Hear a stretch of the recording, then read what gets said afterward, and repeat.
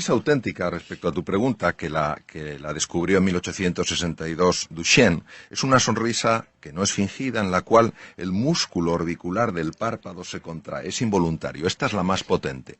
Sin embargo, incluso fingiéndola, no hablo de la sonrisa irónica, como me estoy riendo de ti, tal cual, sino haciendo ese esfuerzo por sonreír sin que te apetezca, ese arco que va al cerebro tiene literalmente la capacidad de cambiar estado emocional. Lo mismo que utilizar palabras positivas. En Boston se hizo un estudio, en el hospital donde yo estaba, se proyectaron unos slides que tenían palabras negativas, una serie de voluntarios. Estuvieron unos minutos observando las palabras negativas. Imaginaros, pozo, oscuridad, problema, dificultad, imposibilidad.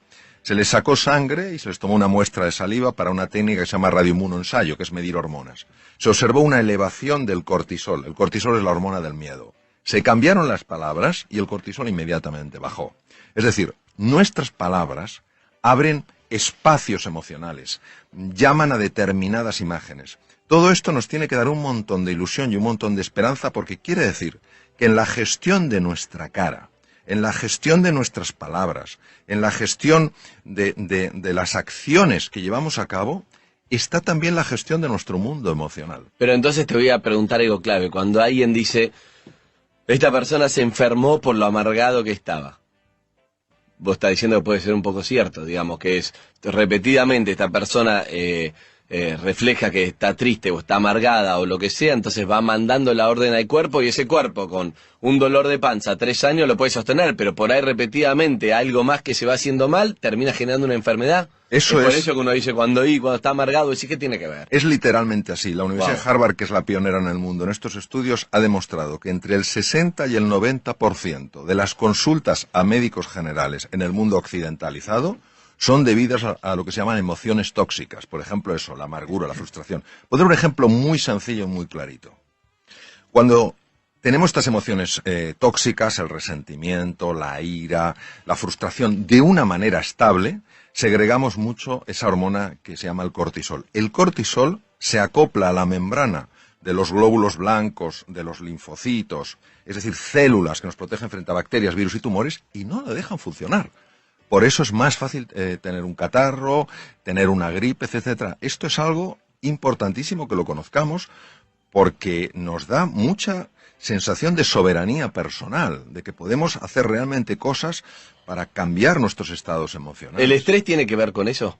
Cuando uno dice se enfermó por estrés, y el estrés que no dormís, estás todo el tiempo nervioso, alerta, ¿es un poco eso? Verás, el estrés es el gran desconocido, porque cuando oímos la palabra estrés, enseguida pensamos que es algo malo. El estrés es la reacción del organismo en su conjunto ante una perturbación que ha habido. Bien sea una perturbación externa, vamos por la calle y vemos un animal peligroso, o una perturbación interna, me tomo 27 bollitos y me sube muchísimo el azúcar. Hay una parte de ese estrés que es positiva, que se llama eustrés, la que me hace que esté más concentrado. Por ejemplo, yo aquí, pues vengo con muchísima ilusión, es un programa de radio importantísimo, pero es una perturbación en mi vida, yo normalmente no estoy aquí. Entonces, esto hace que esté más concentrado, que esté más atento a lo que decís, más atento a las expresiones de vuestro rostro. Esto es positivo y es eustrés y me ayuda a crecer. Yo cuando salga de aquí, como persona he crecido. Sin embargo, hay una forma de estrés que se llama distrés, que es el que te anula, que es el que te frustra, que es el que te amarga y el que te hace daño. El distrés, hoy en día, se sabe que la causa número 1 es internamente, constantemente, estarnos hablando de una manera que, lejos de ayudarnos, lo que nos está es bloqueando. Nunca lo vas a conseguir, si es que es imposible, si es que eres un torpe, te faltan títulos académicos, no sé qué tal cual.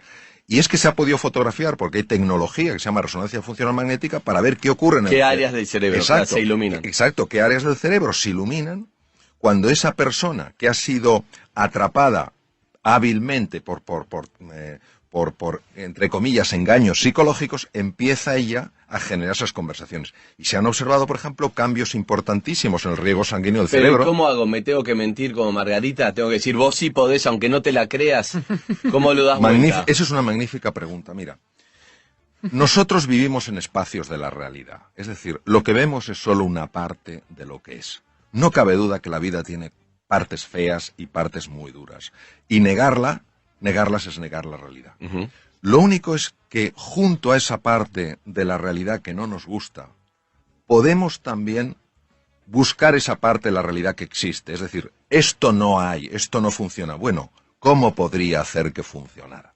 Ten en cuenta que donde nosotros llevemos la atención van nuestras emociones y se hace más real para nosotros. Es decir, si solo estamos enfocados en el aspecto negativo de las cosas, llega un momento, literalmente, en el que aunque haya algo positivo y valioso, no lo podremos ver. Es imposible verlo. La percepción es una construcción cerebral. Entonces, si yo estoy filtrando todo lo positivo, al final creeré que vivo en y lo crees, y por ahí el otro que está alrededor tuyo te dice, pero mirá, tenés esto y esto, y vos no lo podés ver. Aunque otro te diga, un tercero te diga, mirá esta realidad, bueno, todo sí. Es tu propia realidad que ya no Naturalmente, que sí, hay lo que se llama el sesgo de atención, es decir, cada uno tiene su sesgo de atención. Hay personas, por ejemplo, y antes os he estado escuchando que habláis de la mentalidad positiva, sí. Hay personas que viven en un mundo de oportunidad, no niegan la realidad de los problemas, tampoco niegan la posibilidad de las oportunidades. Y hay personas que viven constantemente en un mundo de amenaza. Viven en el mismo espacio físico, pero no viven en el mismo espacio mental. Claro, si yo vivo en un espacio de amenaza, ni seré emprendedor, como estáis comentando antes, ni trataré a la gente con afecto, porque veré enemigos. Tengo miedo al fracaso, exacto, tengo todo el tiempo miedo. Y eso es la profecía que se autocumple. Si yo creo que hay oportunidades, encontraré una dificultad, tendré que lidiar con esa dificultad, pero yo no me concentraré, no llevaré toda mi atención al problema, sino también a la búsqueda de la solución, con lo cual es mucho más probable que la encuentre. Pero eso no es genético, no tiene que ver con la personalidad, es decir, soy una persona, hay personas que es como, voy para adelante. Yo hablaba con un amigo ayer, y que él no, le digo, pero vos cómo hiciste, fallecieron en 1 año y pico los 2 padres, ¿no? Cuando tenía 20 y pico. Entonces le digo, ¿vos cómo saliste adelante de esta situación? Entonces él me dijo, bueno, es que no miro para atrás, me dijo. No miro para atrás. Así cuando tengo tal trabajo, cuando lo dejé ya está. Cuando fue lo de mi padre, digo, ¿de qué manera puedo seguir adelante con qué es lo que puedo hacer? Y bueno, me puse a trabajar, me puse a salir adelante. Y yo me pensaba, a mí en situaciones así, y yo todo el tiempo yo miro para atrás, por ejemplo. Estoy diciendo, cuando no sé qué, más melancólico, tal cosa. No puedo, es como es cada uno. Y eso digo, ¿yo lo puedo cambiar o es inerte a la personalidad de cada uno? Esa pregunta se la han hecho científicos a lo largo de muchos años y sobre todo cuando se descifró el genoma tomó una relevancia muy importante. Mira, Andy, fundamentalmente podemos decir así, podemos dar los siguientes datos. El 40% es genético y el 60% es no genético. Ahora bien, dicho esto, tenemos que añadir un nuevo elemento. ¿Quién hubiera pensado hace unos años? En la Universidad de Harvard, por ejemplo, no se podía hablar de esto, porque parecía que era algo esotérico. ¿Quién hubiera dicho hace unos años que los estados emocionales de la persona podían afectar al material genético? Hoy hay una ciencia de peso sólida, más que reconocida, llamada epigenética, que demuestra que los estados emocionales de las personas movilizan ciertas hormonas, moléculas de la emoción, que interactúan con la membrana de la célula, tienen acceso al material genético y hacen que unos genes se queden dormidos y otros genes despierten. Imaginaros el impacto de esto, es decir, hay algunos genes que es fabuloso que despierten, genes relacionados con neurotransmisores asociados a la inteligencia, y hay otros que es muy interesante que sigan dormidos, oncogenes, genes con relacionados enfermedades. Entonces, ¿qué quiere decir? Que una vez que se ha descubierto la epigenética, ya tampoco podemos decir 40 y 60, como decía nuestro gran filósofo José Ortega y Gasset, el ser humano no es un participio, es un gerundio. No estamos hechos del todo, sino que nos vamos haciendo. Yo entiendo que uno, forzándose a tener gestos positivos y a pensar en palabras positivas y en hablarse a uno mismo de manera positiva, puede generar ciertos efectos. Mi pregunta es, ¿eso no es muy a corto plazo? El cerebro en algún momento, así como las cucarachas se adaptan a los nuevos insecticidas, no se aviva de que lo estás queriendo engañar, de que esa sonrisa es falsa, de que en realidad el resentimiento, el sentimiento profundo está más arraigado que lo que esa sonrisa puede remover. Muy bien. Vamos a ver. Lo primero que tenemos que entender es que esto es un proceso. Es decir, no es que una persona finja una sonrisa, estamos hablando que no es una mueca irónica, sino el caso Margarita. No, una sonrisa. Exacto. Sí. Aunque todavía no le salga porque no tiene la emoción ni la simpatía hacia esa persona. Es un proceso. Entonces lo que tenemos que entender es el proceso. Y la pregunta es, ¿realmente el cerebro puede cambiar? Yo me acuerdo que cuando estaba en la Facultad de Medicina y tenía 19 años, teníamos una profesora de psicología poco dura la mujer, y dijo, a los 7 años la personalidad está totalmente definida. Yo me quedé un poquito... No, pero el cerebro es plástico, cambia. Exacto, entonces hoy sabemos que el cerebro es plástico. Entonces la neuroplasticidad tiene dos componentes, tiene dos facetas. Uno, la conexión de nuevas neuronas, y otro, la generación de nuevas neuronas a partir de células madre. Nosotros podemos generar entre 500 y 1000 neuronas a partir de células madre al día. ¿Qué quiere decir? Quiere decir que cuando nosotros estamos buscando el lado positivo de la vida, sin negar que hay un lado muy duro, muy doloroso y muy desfavorable, estamos cambiando la estructura física del proceso. Para que Estamos influenciando sobre para qué van a servir las nuevas neuronas que se crean. Exacto, el nuevo tejido cerebral. Entonces, ten en cuenta que las células madre tienen que viajar 1 milímetro hasta el hipocampo, y ahí en 21 días se han convertido en nuevas neuronas. Estas nuevas neuronas de la memoria y el aprendizaje reestructuran toda nuestra personalidad, porque tienen conexiones a la corteza cerebral. ¿Qué quiere decir? Que en el fondo estamos reinventando nuestro cerebro, y va pasando el tiempo, y si nos mantenemos, si seguimos con nuestras caídas, con nuestras desesperanzas, diciendo, esto es una tontería, pero volviéndolo a tomar, llega un momento en el que el cerebro realmente, físicamente cambia, y de manera natural empiezas a ver con especial facilidad aquello de la vida que sí está bien. Con lo cual, tu forma de relacionarte con la vida es radicalmente distinta, porque te relacionas con más ilusión, con más alegría. ¿Niegas el problema? No, pero das más peso a la oportunidad. Ok, está bueno. Pero tenés que, es un ejercicio difícil, porque parece fácil, pero si vos tenés bronca, cuando yo tengo que ir y reírte, para que no sea irónico, para que sea en serio, tengo que sobreponerse a esa bronca y decirte, hola, ¿qué tal, doctor? Buenos días, ¿qué tal? Y es como, ¿viste? Entonces, sí. El orgullo y el resentimiento puede traerte una enfermedad a vos. Sí. Eso es lo que hay que entender en lo que él está diciendo. Sí. No es hacia la otra persona, no se entera, es a vos que te hace un mal. Entonces, cuando tiene una bronca o tiene algo guardado, no se lo puede sacar de encima, cuando insulta al aire, cuando le pega una trompada a una pared, cuando grita, digamos, cuando eso se lo saca de encima, ¿o no? Mira, eso es verdad. La sensación que una persona tiene en esos momentos es de liberación. Lo que se ha visto es que cuando se utiliza con frecuencia ese canal, el tejido cerebral dedicado a la expresión violenta de las cosas aumenta. ¿Qué quiere decir? Quiere decir que hay un camino, y completamente de acuerdo con lo que habéis dicho, esto no es sencillo. Quien pretenda decir que esto eso es humo puro, eso es engaño, y eso es tomar el pelo a la inteligencia de las personas. Es un proceso que requiere un compromiso enorme, y ese compromiso solo llevas a cabo cuando eres consciente, un poco lo que decías tú, Andy, del precio que estás pagando, del precio que has pagado y del precio que vas a seguir pagando en tu vida. Pero que garantizás que funciona, que está comprobado. Sí, quiero decir que... Eso es lo que me importa rescatar. Y no solo que esté comprobado, es que yo lo experimento en mi propia vida. Y respecto a la pregunta que tú hacías, que yo creo el comentario que es fundamental, ¿qué hacemos en los momentos de esa tensión? Pues yo recomendaría mucho lo siguiente. Es una técnica increíblemente sencilla. Tomar una hoja de papel y empezar a escribir las emociones. Ponerte a escribir las emociones. Enojado, furioso. Exacto, enojado, furioso, no puedo más, tal cual. ¿Por qué esto es tan potente? Porque la zona anterior izquierda del cerebro, que se llama la zona prefrontal izquierda, es la base de las emociones positivas.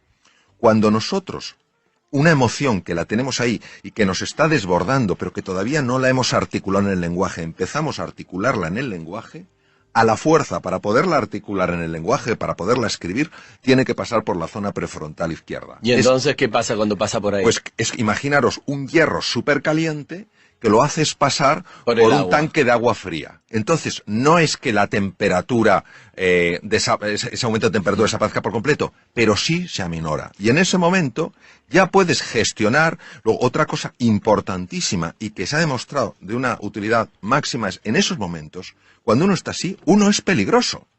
Es increíble porque mi papá viene siempre, es sexólogo, mi padre médico, viene acá siempre con una frase que recién lo entendí desde el punto de vista de la neurociencia. Él siempre dice, lo que se verbaliza deja de ser peligroso. Y es exactamente lo que acabas de decir, que vos lo explicaste por qué es así, porque hay algo negativo que pasa por el otro lado del cerebro y eso lo tranquiliza. Entonces, o hay que decirlo o hay que escribirlo, está diciendo todo lo que uno siente. Lo que hoy sabemos desde la neurociencia, que han pasado muchos años, es que hay muchos elementos químicos. Y cuando hay esa frustración y esa tensión, hay una química que nos convierte en personas peligrosas. En ese momento, si tú vas a tu casa, vas a ver a tus hijos, vas a ver a tu mujer, a tu marido, a quien sea, y les vas a ver como oponentes, es decir, les deshumanizas. Entonces, hay otro sistema súper sencillo y súper potente para reducir esto, que es el ejercicio físico. No hablo de irse a un gimnasio. Hablo de que en esos momentos de tensión empezar a andar deprisa por la calle. Los demás pensarán... Caminar. Claro, pero caminar acelerando el corazón y la respiración. ¿Por qué? No caminar normal. No caminar normal. Tienes que acelerar, es decir, como si fueras a perder el autobús, pero sin estar Sí. corriendo. ¿Por qué? Porque al hacer...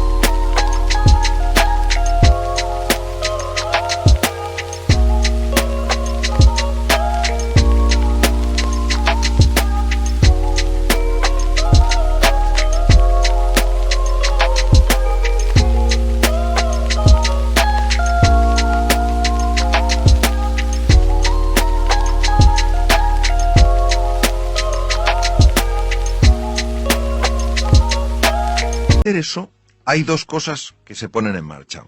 Una de ellas se llama, o dos hormonas, se llama la oxitocina. Más conocida en la mujer, sin embargo en el hombre tiene un papel importantísimo. Y el otro es la beta-endorfina. Ambas hormonas tienen la capacidad de desconectar un núcleo cerebral que se llama la amígdala. La amígdala y el hipotálamo son las bases de las reacciones de ira. Por eso, si un día alguien sale del trabajo y está porque le han hecho la faena, le han maltratado, esos momentos que todos podemos experimentar en nuestra vida, mi propuesta para la evaluación de los radioyentes es que no vaya directamente a su casa. Porque sino que va a contaminar con porque lo va a esa ira contaminar todo. Esa activación produce una contaminación llamada resonancia límbica en todo el mundo, sin darte cuenta, por los gestos, por el tono. Entonces, que se ponga a andar deprisa, entonces produce una... ¿Cuánto tiempo al toque lo va a calmar? Pues mira, si la reacción de ira es intensa, necesita 20 minutos. Si Caminando es menos intensa, rápido. caminando rápido. Entonces, esa aceleración hace que la hormona, la oxitocina, empieza a desconectar la amígdala deja de interactuar con el hipotálamo, que es donde está donde ponía Freud, precisamente el id, la parte más bestia del ser humano la ponía el hipotálamo, que el hipotálamo tiene el tamaño de un guisante, pero manda lo que no se sabe. Entonces la amígdala desconecta el hipotálamo porque a su vez ha sido desconectada por la oxitocina. Y te hago una pregunta para entender un poco esa bronca, porque lo mismo que en otro momento, suponete que mi jefe me maltrató. Hay días que no te hace nada y un día que se me activaron los cables y tengo una bronca que es la que vos decís. ¿De qué depende eso? Depende. ¿Qué es lo que se produce? Es una pregunta importantísima. Depende de cómo yo evalúe en ese momento lo que está pasando. Vamos a ver. Hay hechos que son objetivos. Es decir, si a mí se me cae la botella aquí, todo el mundo lo ve y se decir, a mí se ha quedado la botella. Pero hay hechos que hay un elemento que es subjetivo. Se cae la botella y yo mismo me digo, qué torpe soy. Eso es lo que genera todo el daño. Entonces, muchas veces, cuando somos hipersensibles a comentarios de los demás y nos enfadamos, es porque previamente nuestro diálogo interior nos ha estado poniendo la cabeza como una jaula de grillos. Lo que pasa es que como actúa a nivel inconsciente, nosotros no nos podemos... damos cuenta Exacto, y surge en ese momento. Exacto, no lo podemos oír, sí lo podemos sentir. Y hay que escribir entonces, todo el tiempo. Es importantísimo, es decir, es sencillo. Y aquí la prueba del algodón, como decimos en España, la prueba de eso es que se pruebe. Que Ahora, se prueben. Que se pruebe. Y empiezas A ver si el doctor es un vendehumo o no. Exacto, que lo exacto. haga. Ahora, hay que hacerlo dándole una oportunidad al ejercicio. Okay. Es decir, hay que hacerlo en serio. No escribo 3 garabatos, esto no funciona. Okay. No, porque hay que tener en cuenta que la venganza, y voy a decirlo en sentido metafórico, es muy dulce. Okay. Ya es muy atractivo decir, este se va a enterar. Bueno, que sepamos que cuando alguien nos hace una faena en el coche, y tenemos toda razón para enfadarnos, a quien le sube la tensión arterial es a mí. Al que se le altera el sistema inmunológico es a mí. Es decir, es una forma, no digo de egoísmo, sino de sano cuidado de uno mismo. Se trata de conocerse para comprenderse y comprenderse para superarse. Vamos a ver. Hay veces en la vida en las que a nivel personal o profesional, con pequeños cambios vamos tirando. Eso no es reinventarse. Ok. Pero hay veces que a nivel profesional o personal tenemos que hacer cambios radicales, transformaciones profundas. Y en ese momento necesitamos aflorar de nuestro interior talentos, capacidades que no sabemos que tenemos y que son esenciales para dar ese paso. Es en medio de la noche, cruzando el desierto, saliendo plenamente de la zona de confort, de nuestra zona conocida, de nuestro status quo, cuando descubrimos verdaderamente la realidad de quiénes somos. La reinvención no quiere decir que te tengas que cambiar una persona, convertir en una persona distinta. Eres fantástico con quien eres.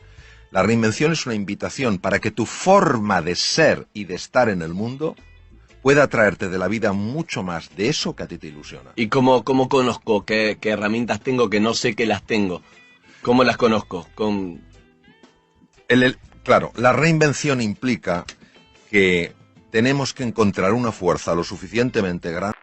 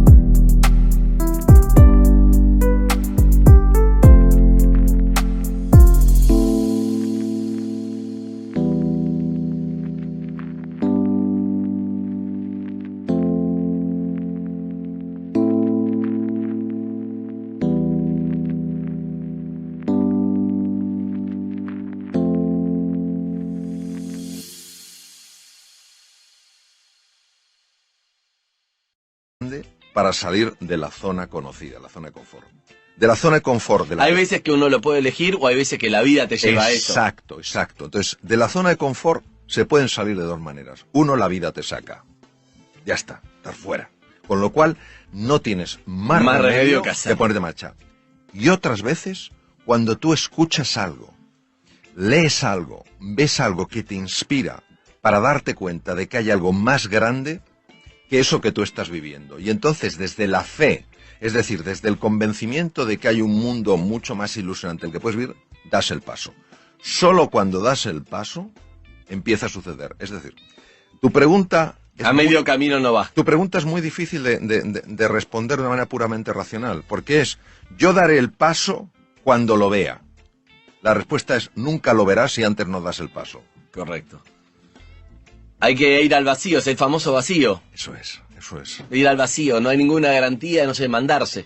Pero es difícil, porque uno como que no podés. Claro, como claro. cuando sos nene no puedes dejar de andar con rueditas, cuando tenés que tirarte una pilita, un trampolín y te da miedo, ese vacío es difícil, doctor. Bueno, ¿cuáles serían tus 5 conceptos, 3, lo que quieras de resumen de todo lo que hablamos, digamos, para llevarme a conclusiones? Yo haría una conclusión muy sencilla. A ver. Es que la pregunta no es si podemos ser más felices en la vida o si podemos cambiar. La pregunta es si estamos dispuestos a hacer lo necesario para ser más felices y para cambiar. Es decir, si estamos dispuestos a aguantar inseguridades e incomodidades para descubrir realmente la grandeza que está en todos nosotros. O sea que eso es una decisión. Es una Eso sí, resolución. algo tenés que hacer, tenés que Es decidirlo. una resolución. Si no, no va a pasar. Es una resolución, una decisión radical, firme. Doctor, te agradezco un montón, la verdad que un placer esta charla. Creo que la capacidad tenemos todos la misma. Con más temple, menos temple, más personalidad, pero la capacidad la tenemos. Todos tenemos la capacidad, Okay. sin duda ninguna.